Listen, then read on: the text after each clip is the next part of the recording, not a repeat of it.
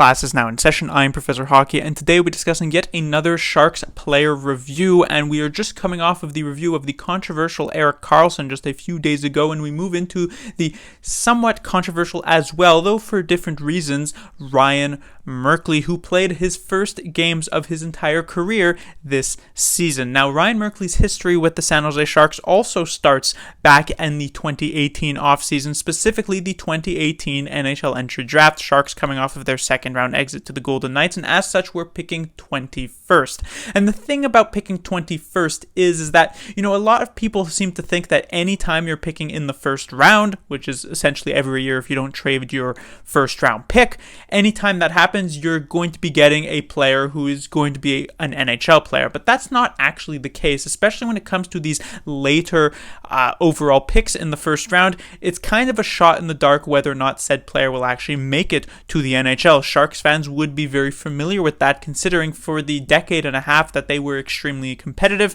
A lot of the times they did trade away that first round pick, but many of the times they also kept it, and they never necessarily paid off. I mean, look at something like 2014 when the Sharks drafted Nikolai Goldobin. He never really became anything in the NHL, and they picked him, 28th overall, if I'm not mistaken. It's very late in the first round where you're not necessarily having that high of a chance of ending up with an NHL player compared to if you were picking, let's say, 5th or in the top 10 or something along those lines. This is why when you're inside the top 10 picking, most people will give the advice of just picking the best player available, because you want to get that guy who actually ends up being a solid NHL player, and then later down the line, if that guy doesn't actually fit into your positional needs for your team, you can just trade them. The best example of that I can think of is a few years ago when the Nashville Predators drafted Seth Jones at 4th overall. The Predators clearly did not need any defensive help at that point, but he was the best player available at the time. They drafted Seth Jones, and eventually, a few years later, would trade him for their first-line center, who is still their first-line center to this day, pretty much, in Ryan Johansson to the Columbus Blue Jackets. And so many people recommend best player available for early on in the draft. But as you move later on, as you get to picks like the 21st overall, you're kind of just taking chances. You're taking that shot in the dark and you're hoping for the best. So the Sharks decided to take a very, very aggressive move at the time. You see, in the 2018 draft, there was Ryan Merkley involved, and the thing about Ryan Merkley was an extremely controversial player. Some people had him high up in their draft board, and yet some also had them on a do not draft list. The reason being is for a couple of reasons. For one, his defensive game really lagged behind many of his peers at that level. Most defensemen coming into the entry draft aren't necessarily going to be elite defensive players. Most of the time they show off their offensive skills and have to develop their defensive skills more so as they, move forward in age to 19 and 20. This is why people say defensemen take slightly longer to develop than normal forwards. But Ryan Merkley, it relative to his peers, was even completely disastrous. It wasn't even necessarily his defensive game was bad. He just looked completely disinterested in actually playing a defensive game. He was an offensive first player, and I can't even necessarily describe him as offensive first because it was essentially more offensive only type of player.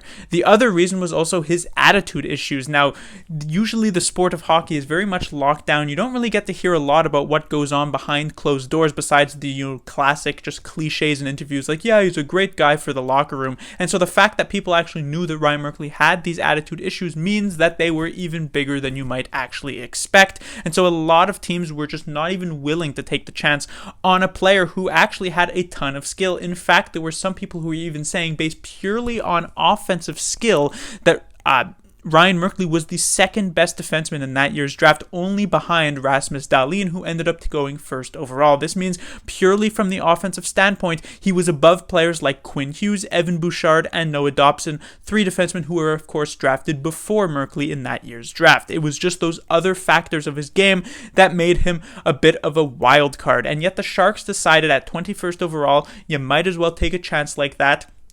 And for those first few years, it didn't really work out. 2019, 2020, there were still some issues with his game, of course. In the OHL, he ended up getting traded away from a very competitive team, even though he was clearly their best defenseman and even best player on the offensive side of things. But they just didn't feel as though they could make that push for a Memorial Cup run with Ryan Merkley, so they traded him away to the Peterborough Petes. Not a very good look. He ended up making the transition a year later or so to the AHL, where he didn't necessarily do much. I would say he would definitely rack up some points, but his defensive game still left a lot to be desired. And so generally coming into this season, it didn't necessarily appear like Ryan Merkley would be given that much of a chance at making it to the main team. But similar to how Jacob Megna got that stroke of luck, I guess you could say, when the San Jose Sharks, most of their defensive core went down with COVID, Ryan Merkley also managed to benefit from that and was actually called up with Jacob Megna to play on the same pairing with him. And because of this, and because of the showing that Merkley had in that little six-game exhibition,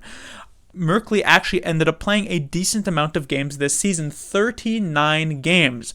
Now, of course, if you look at the rest of his stat line, it doesn't look particularly good, especially for this rumored very, very strong offensive player that Ryan Merkley is said to be. 1 goal, 5 assists for 6 points. This is actually less than Megna, who is more of the defensive defenseman, actually has in only a few less games. So why you say that you might be left thinking, why do I have Ryan Merkley ranked this high? Why do I have him having an actually pretty decent grade? Well, the fact is actually on his defensive game, which was to me very surprising. I was expected Merkley to come up. He would be a liability defensively. He might contribute a bit on the power play. He'd rack up a couple more points than he actually ended up getting, but he really wouldn't play that much because Bob Brunner doesn't like defensemen who can't actually play defense. But Merkley was very surprising in this way. Yes, there were obviously a few games where he was just kind of disastrous defensively. That one game against the Tampa Bay Lightning, who currently find themselves in the Stanley Cup Finals at this point, definitely comes to mind as one of those. But I'd say the vast majority of games that Merkley played, he actually was quite solid and even very good on the defensive side of things. In fact, one thing that I do want to praise, and I have praised him in the past for, is actually his breakout plays. I'd say only Erik Karlsson on the San Jose Sharks on the defensive side of things is actually better at breaking the puck out of the defensive zone than Ryan Merkley. Honestly, even though Brent Burns is really the guy that the Sharks look to all the time, I would give the advantage to Ryan Merkley in this one particular facet of the game. Most of the time, Brent Burns sort of just flips pucks out of the zone or rims them up the boards in hopes that the opposing team defenseman can't keep the puck in. But Ryan Merkley is very, very smart in being able to find that perfect pass to his winger, to his center, to be able to clear this puck cleanly out of the zone. So I was very impressed with Ryan Merkley in that particular regard. And you see, if Ryan Merkley had indeed come up to the San Jose Sharks and come up and been very good offensively or pretty good offensively and struggled defensively, it would have not been a good sign because, of course, it would have been, 3-4 years of development that have led to pretty much just the exact same thing that the Sharks saw from him when he was drafted. But what we saw from Merkley instead this year was actually pretty decent defensive play. Clearly, progress has been made in that particular area of the game, and the offensive skills that we know he has, and that we saw on display multiple times, even if they didn't necessarily lead to points this season, that's something that will catch up when he's able to sort of put it all together. So I thought that this was a very promising rookie season for Ryan Merkley. It wasn't amazing. It didn't blow me away, which is why his grade is pretty good, but not that great. But I thought it was a solid start for him. Another thing that I do actually want to mention is his penalty minutes. Usually I have plus minus here. He was a -10, which honestly doesn't necessarily say all that much because, of course, the usual factors.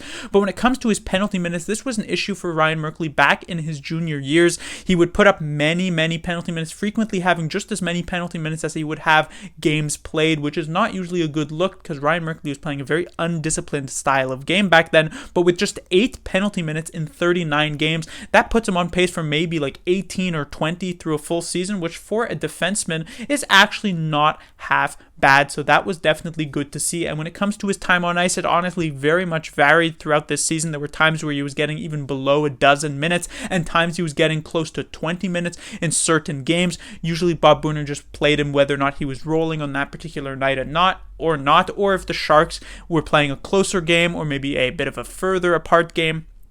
But generally, Merkley was the not the 5th highest, but I believe the 6th highest because he found himself behind Nick Milosh in terms of time on ice for defensemen, which is not great, but also not too bad at 15 minutes, 23 seconds. And as such, I give Ryan Merkley the grade of a B-. Class dismissed.